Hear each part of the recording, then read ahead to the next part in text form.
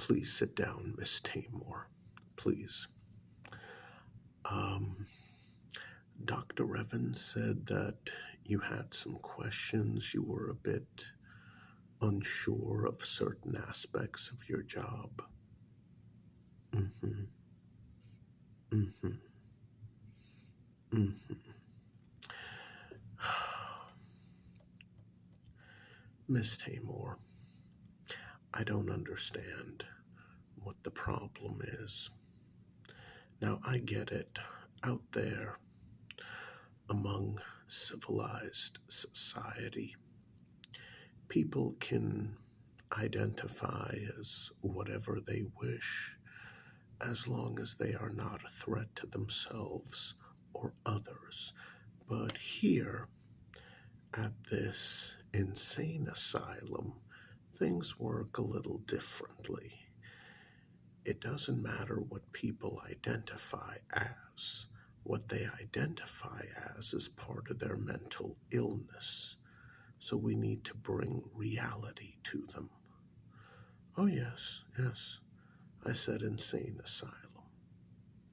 Well, no, I'm not going to call this place a sanatorium or a mental health facility. It is what it is, Miss Taymor. And quite frankly, you better start getting used to how things are around here. Now, as I recall, part of your plea deal included probation instead of jail time, as well as working here on a part-time basis for 2 years. Now, quite frankly, Miss Taymor, one thing you need to understand about me is that I am strict and I am also not fair. No, I'm not. I'm a middle-aged, very petty man.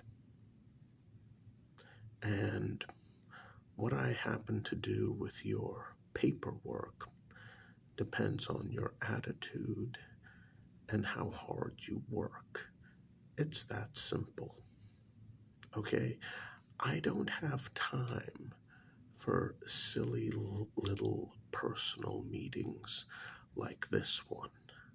Do you understand? Now, as I recall, Dr. Santana outlined what your duties are at this place. I mean, you are very fortunate to have a nursing background when you were convicted.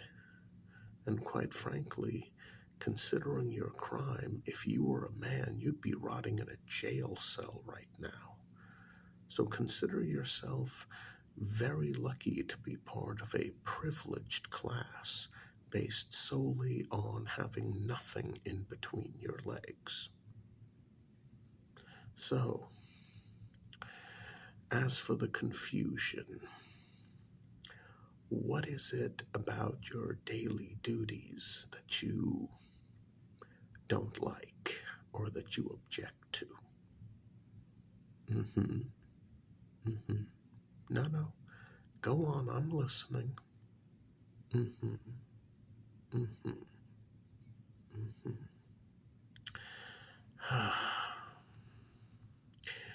How can I put this politely? I don't care.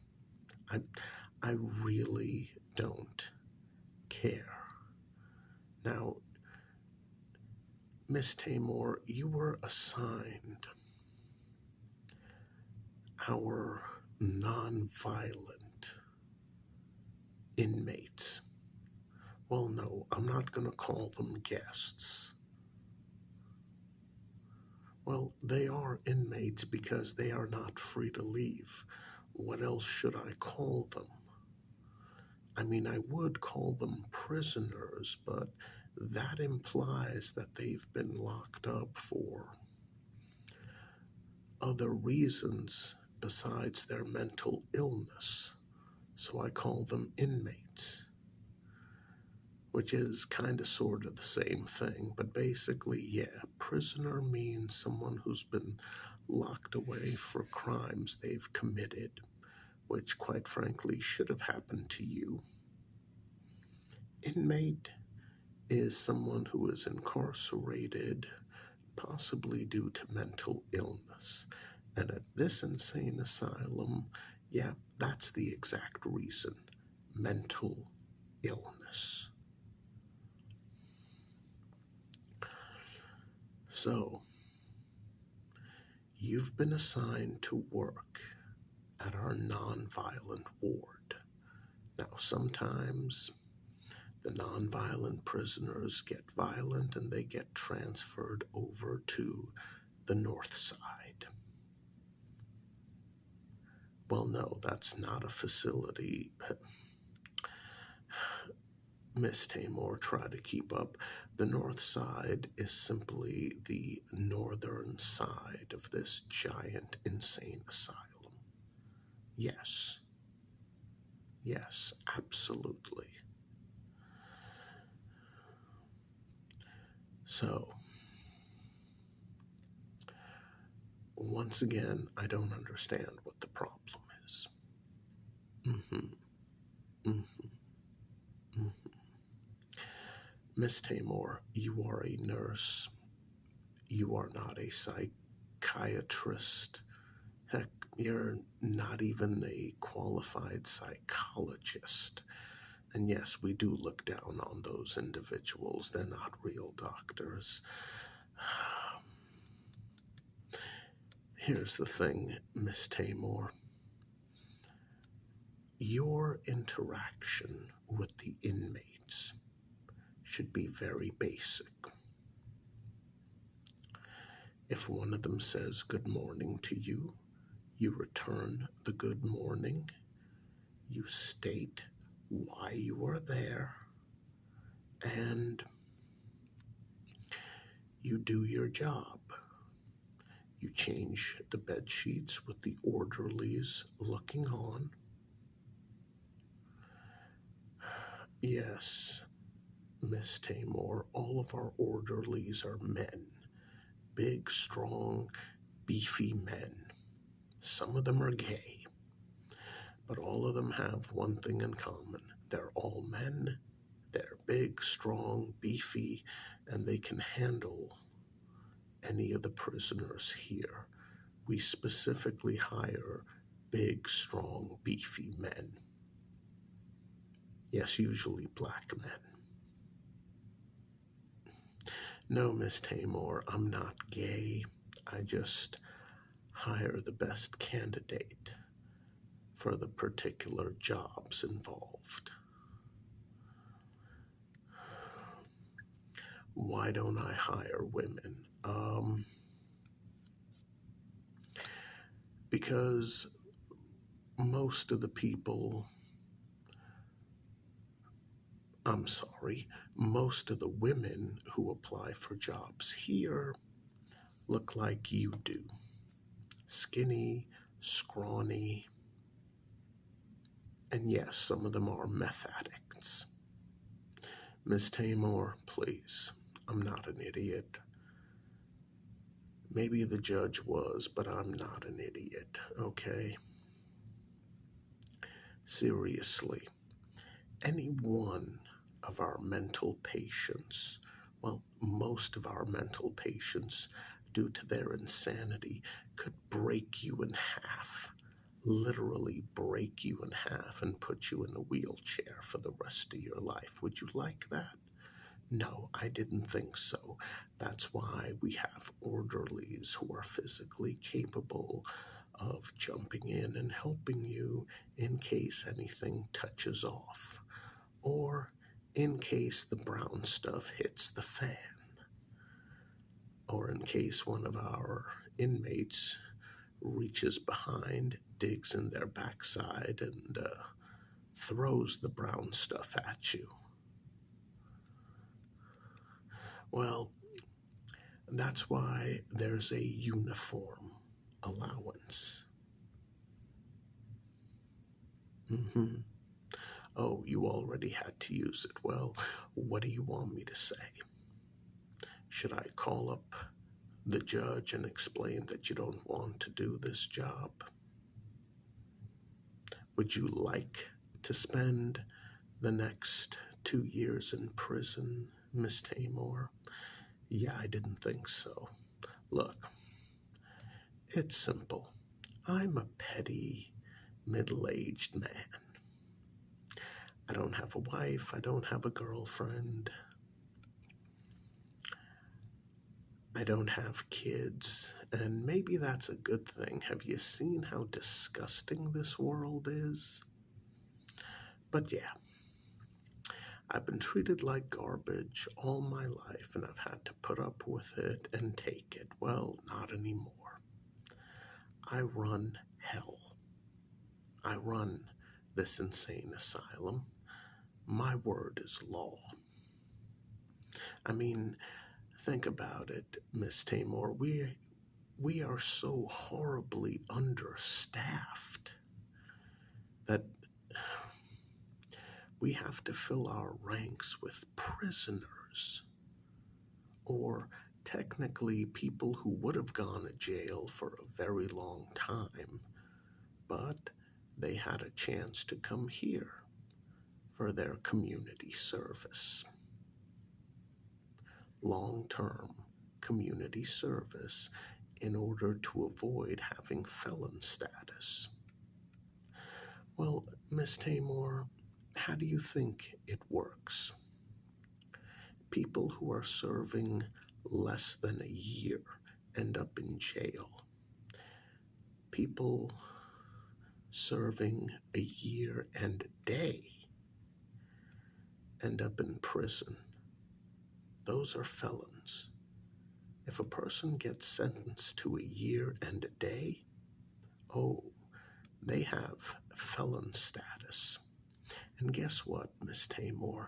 It does not go away when they get released from prison. Oh, no. No, no, no. Oh, that goddamn generator again. Oh, I'm gonna beat the hell out of Raoul. Okay. Maybe I won't beat the hell out of him. I mean, the lights did come back on rather quickly. Anyway, it's simple. You do your job, you keep your mouth shut, and everything will be fine. Well, Miss Tamor, if you want to report me, what are you going to report me on? I make sure that all of the prisoners have their meds. I make sure that all of the prisoners have clean sheets. I make sure that all of the prisoners have access to certain daily activities for which they've been cleared. I mean, honestly, what do you expect me to do? Oh, I'd love to be able to cure each and every single one of these prisoners. Honestly, except for Laura Wilson. Yeah, well, she thinks she's a werewolf. And every time there's a full moon, she thinks she transforms into a werewolf. And we indulge that fantasy by chaining her up, which, yes, the state says we can legally do so. And in the morning, we unchain her and everything's good, and she's happy that we chained her up so she wouldn't hurt anyone. Well, Miss Tamor, are you kidding me? Obviously, werewolves and supernatural creatures are not real. This is planet Earth. Let's try to focus. The truth is, one night, her husband got sick and tired of indulging her and refused to chain her up. And so,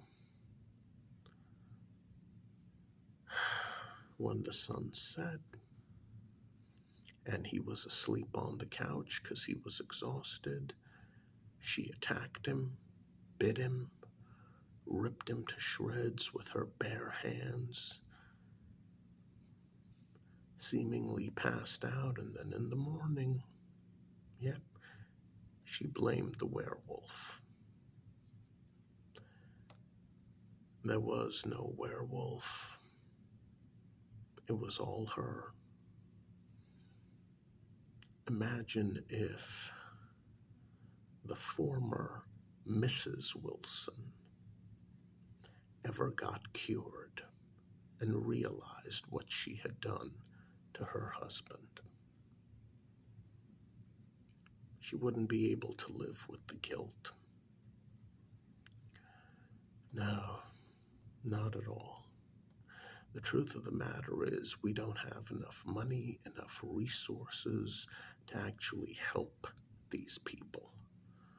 All we have is enough money and resources to make sure that the locks are working, to make sure that these individuals don't get out.